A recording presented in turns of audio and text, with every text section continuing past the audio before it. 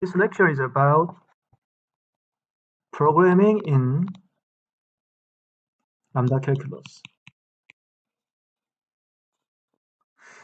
So previously, we have finished the definition of this lambda calculus. We have a syntax, which has two syntactic categories. Expressions, E is defined as variables, lambda abstractions, and lambda applications. And we have another syntactic category, values, which consists of lambda abstractions. So this is the syntax.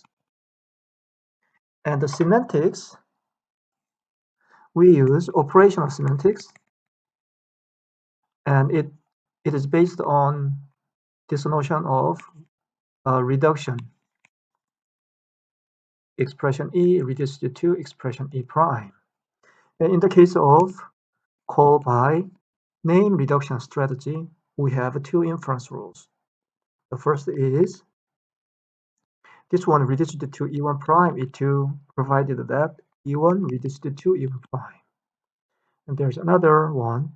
If everything goes okay, this expression E1 is probably producing this lambda abstraction, in which case you apply this substitution. So this is the operation semantics of this lambda calculus based on call by name reduction strategy. And we also looked at call by value reduction strategy. The question now, we'd like to write interesting programs in this language. So we'd like to write programs in this lambda calculus. But superficially, it looks like there's not much we can do with this language, this simple language called lambda calculus, because the only thing we have is these lambda abstractions.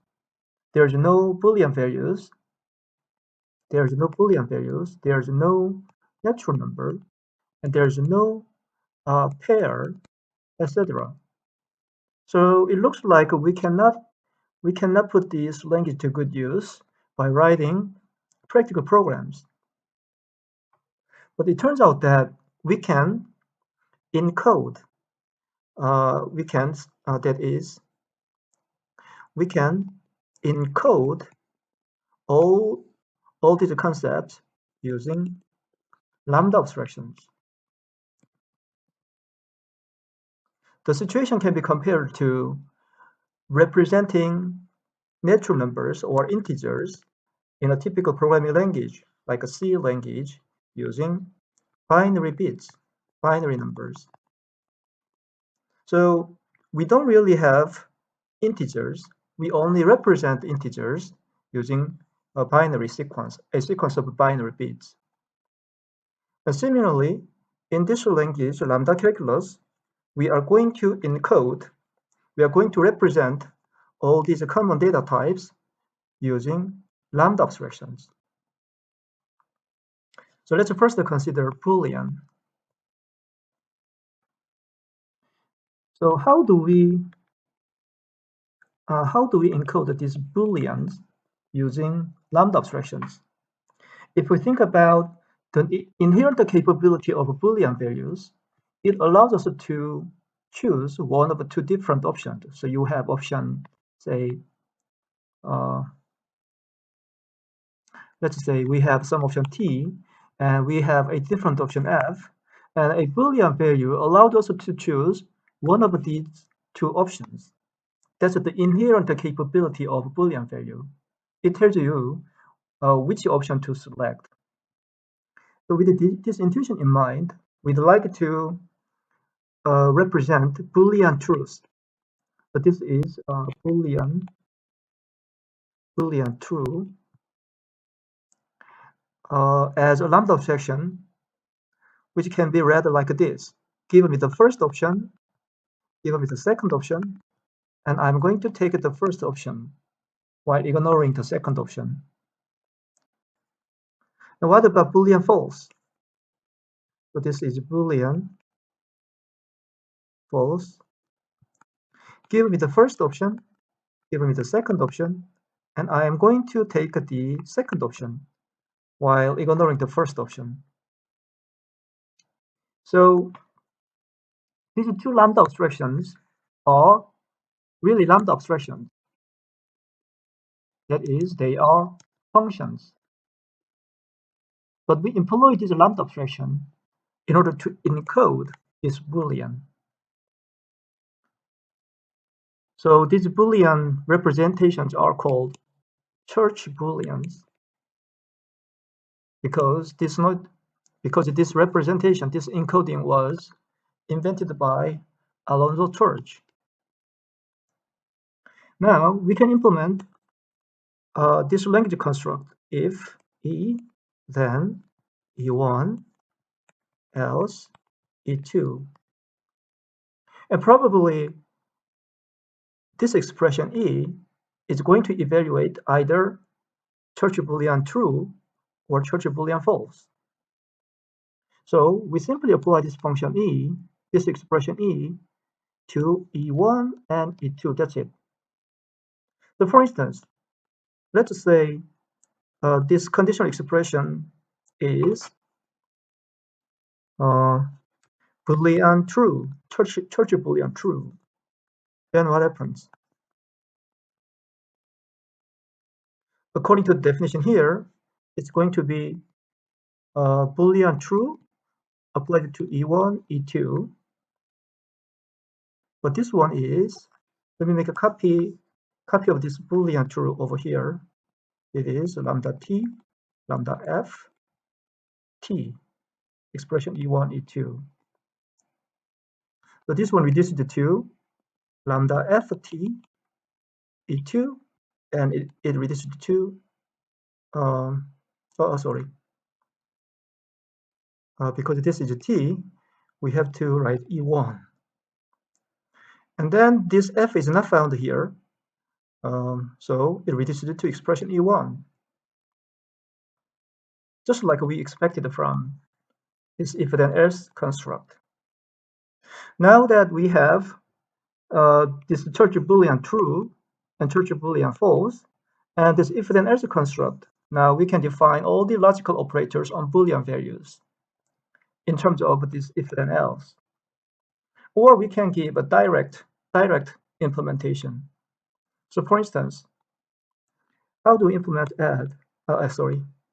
logical conjunction AND E1, E2? So the idea is that perhaps this expression E1 is going to be Boolean, Church Boolean. So we take E1. And because this is a Church Boolean, it is expecting two more arguments. We take this one if this expression E1 evaluated to Boolean true. And we take this option if this expression E1 evaluated to Boolean false. And in order to return true, both E1 and E2 should evaluate to true. So we write E2. In this case, we don't even have to look at expression E2 because E1 itself is already Boolean false. So in that case, we return false. And similarly, or logical disjunction E1, E2 can be implemented as E1, Boolean truth, and E2. So that's how we encode Boolean values using a technique called Church Booleans. Now, in this language, lambda calculus, we can encode Boolean values, and also we can implement logical operators on Boolean values. So this case is gone. Next, let's try to encode pairs.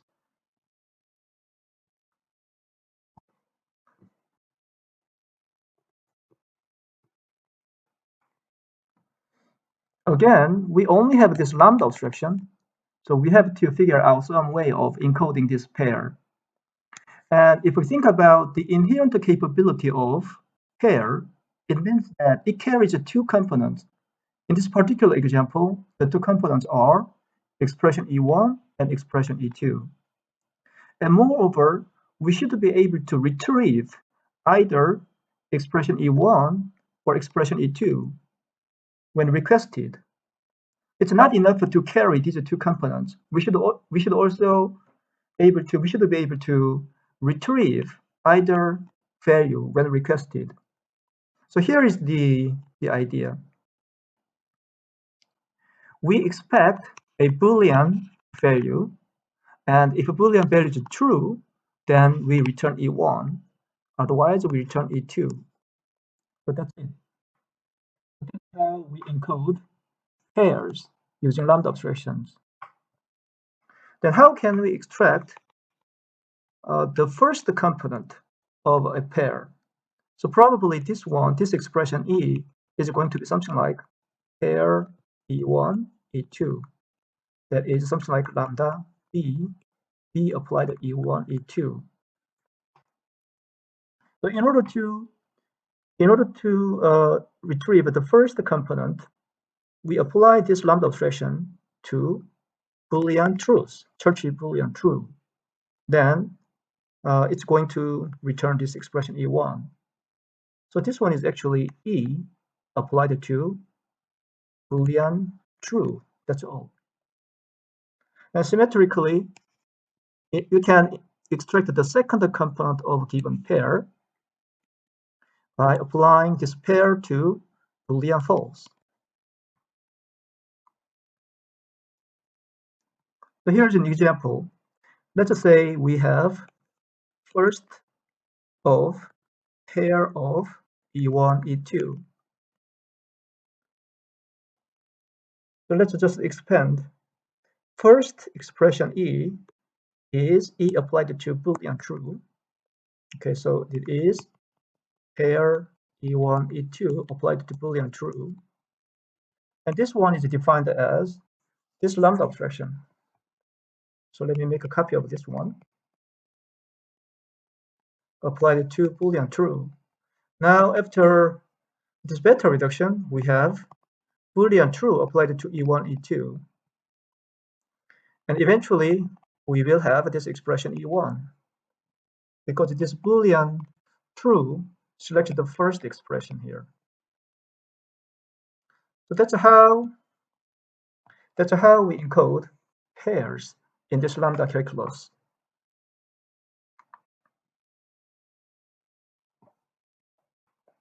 Next, let's talk about natural numbers. Remember that in computer science, natural numbers start at 0, 0, 1, 2, 3, blah, blah, blah.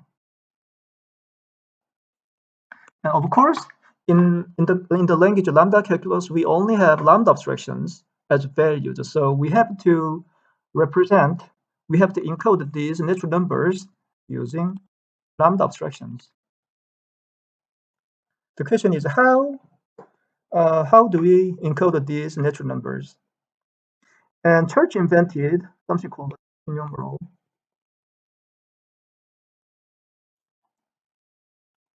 which is the way that you encode natural numbers in lambda calculus.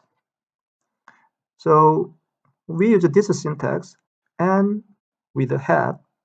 This is an expression in lambda calculus that encodes a natural number n. Then how do we define this Church numeral? If we think about the inherent capability of natural number n, this natural number n is capable of count something precisely n times, or apply some particular process precisely n times. That's what this natural number n is capable of. In the context of lambda calculus, the only interesting form of values is lambda abstractions. That means that we'd like to define this Church numeral n as a function, as a function that repeats given function n times. Given function precisely n times. So what that means is that this representation, this encoding of a natural number n is going to take a function f, perhaps, and it's going to return f applied to n times, or f to power of n. So that's the basic idea. So here are a few examples. So remember, this is the basic idea behind the church numeral. So what about 1? The encoding of a natural number 1 is given a function f, and I'm going to return f applied once, that is f itself. Or we can expand it into something like, given me some function f, and then I'm going to return this function. And this function takes an argument x and applies the function f once to this argument. This is something called eta expansion. Eta expansion. Then what about the Church numeral 2? According to this definition, we have given me some function f, and I'm going to return f applied twice. So, or we can further expand it, give a function f, and this resultant function takes an argument x and applies f twice. So we can generalize this equation, and natural number n is encoded as given me f, and I'm gonna return f raised to the power of n, which is f applied to n times. As a special case, what is the encoding of natural number 0? It is given me some function f, and I'm going to return another function, and this function takes an argument x, and I'm going to apply f 0 times. Here we apply f 0 times, which is tantamount to saying that we don't apply f at all. So we don't apply f.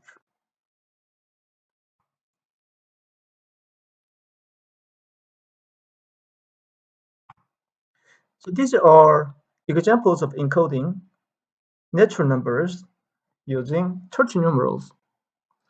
So if we think about this one, this is an identity function. So an identity function is Church numeral for natural number 1. And in this case, this function, this one takes function f and returns an identity function. So that's the way that we encode natural numbers using the technique of Church numerals. So here's the takeaway. Suppose that you'd like to apply the function, apply function n times. Then you'd like to obtain f to the power of n. Then according to the definition given here, you only have to find Church numeral for natural number n, and then apply it to function f. So we have this equation, which we will put to good use in later examples. So let's remember this equation. If you'd like to calculate f applied to n times, then find the Church numeral for natural number n, and then apply to function f. So this is how Church numerals work. Now, let's try to define arithmetic operations. Arithmetic operations on natural numbers.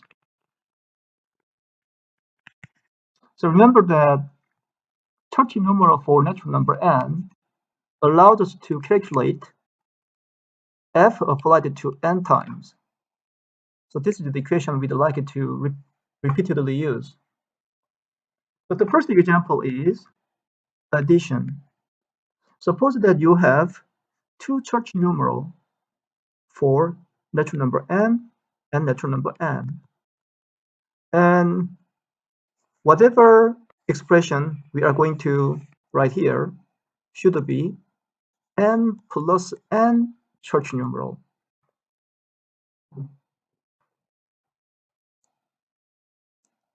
Then, according to the definition of this Church numeral, it should be given with some function f.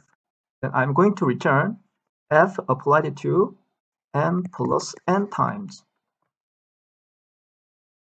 Now let me further expand it. This function takes some argument x and applies this function f m plus n to x. And let's rewrite it. This is fm applied to fn of x. Then you first apply the function fn times, and then you apply the function n times. So in the end, you apply the function f m plus n times. Now let's recall this equation. So lambda f, lambda x. So this can be expanded to m Church numeral applied to f. And this one is, according to this equation, Church numeral n applied to function f. So this is how we implement addition on natural numbers when natural numbers are encoded as Church numerals. What about multiplication?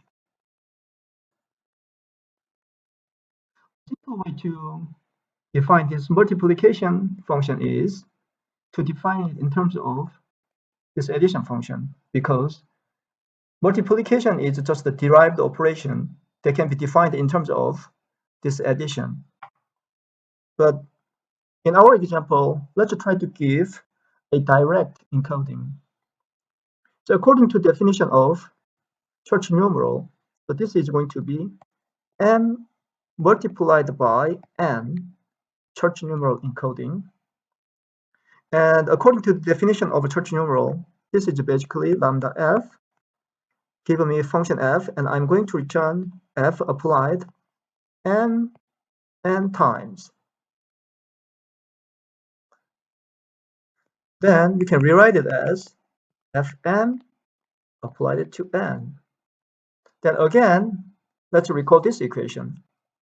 If you'd like to apply the function f n times, it's just a matter of finding Church numeral for the natural number n. So here we have m Church numeral f. And again, we apply this function n times. So apply Church numeral n to m Church numeral f. So in this way, we don't have to define this multiplication function in terms of this addition.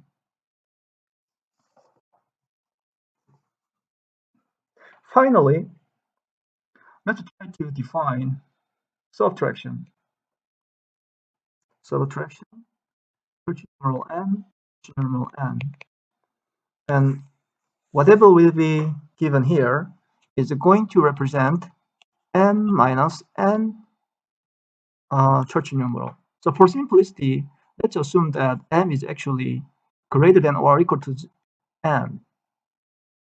If that's not the case, so for example, m is less than n, we simply define m minus n as 0, because we only deal with non-negative integers, natural numbers. We don't have negative integers. But for simplicity, let's just assume that m is greater than or equal to n. And it turns out that defining this subtraction operation is a lot harder than the previous two examples, because in order to define this subtraction, we have to apply a given function n minus n times. But what we are capable of at the moment is, by exploiting this Church numeral, we can count some stuff m times. We can repeat some stuff m times. And with this Church numeral n, we can repeat some stuff n times. We can repeat some process n times. But we have to repeat something n minus n times. So we have to figure out a trick that would allow us to define this subtraction. So let's simplify the problem in this way. We introduce another auxiliary function, predecessor function. And this one basically takes, let's just say, integer natural number I, and it returns the predecessor, that is I minus 1, tertiary numeral. A special case, predecessor 0 is going to be 0 because we don't have negative integers. Now the plan is, in order to calculate subtraction mn, so we'd like to calculate n minus n, we start with m.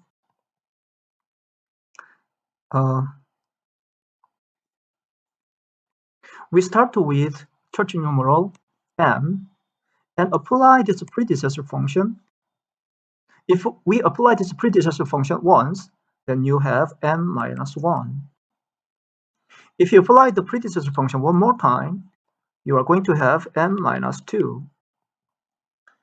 In this way, if you apply the predecessor function n times, so this is twice, this is once. If you apply this predecessor n times, you are going to have m minus n tertiary numeral. So here, we repeat the sum process n times. And we know how to do this because we have this tertiary numeral for natural number n. So that's the plan. We would like to apply predecessor function n times to this tertiary numeral, this tertiary numeral n. Because as we have seen here, we start with this tertiary numeral n. We apply this predecessor function precisely n times. Once, twice, blah, blah, blah, n times. So we end up with the tertiary numeral that we want. So that's the plan. Now, the problem reduces to, and we have seen that this can be easily implemented as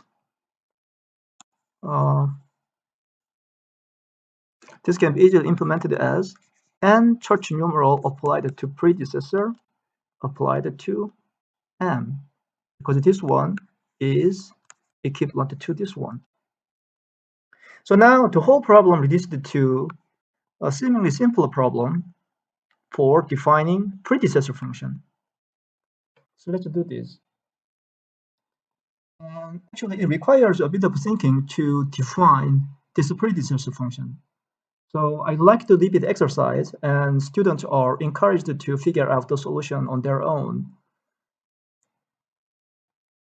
Now, how do we define this predecessor function? Here's the plan.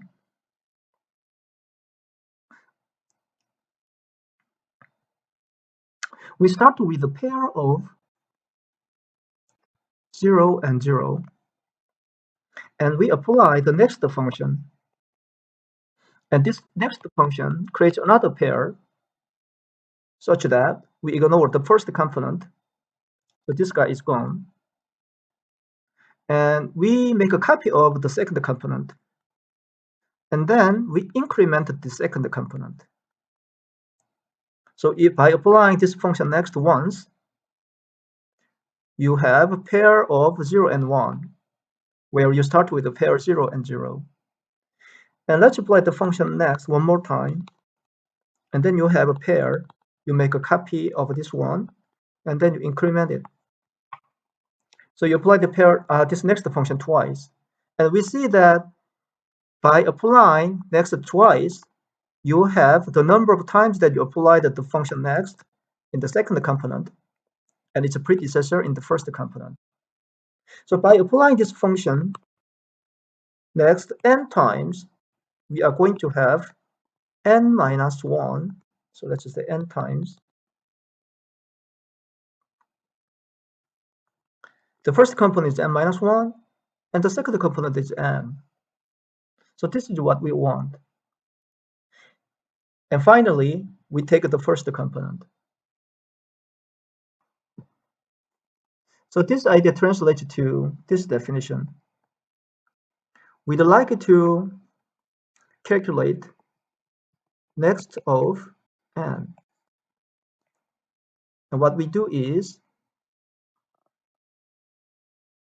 So what we want to do is, we'd like to calculate predecessor of Church numeral n. And the plan is, we start with a pair of 0 and 0 and apply the function next n times. And finally, we extract the first component. And we are going to reach this Church numeral. And this expression can be expanded into this one. And Church numeral applied to next. So to summarize the story so far, this subtraction can be defined in terms of this predecessor function, where you apply this predecessor function n times. And this predecessor function can be defined in terms of a next function. We previously defined this pair construct and this first construct.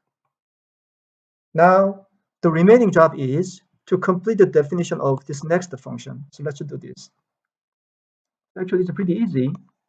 Next function takes a pair, and then it's going to return another pair. And the first component, this is the first component, and this is the second component. The first component is just to take the second component. So second component of P. And previously we defined this second component. And what about here? You take the second component and increment it by 1.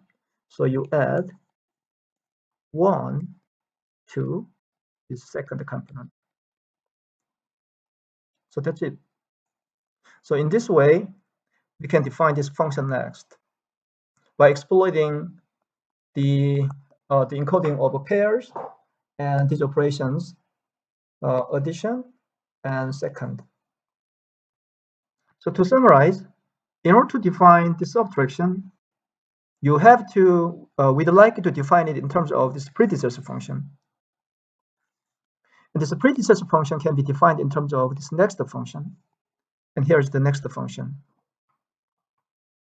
You can apply similar idea found in this example to define, for example, logarithm. And the previous, after defining this exponentiation function, you can define these logarithm functions using similar ideas.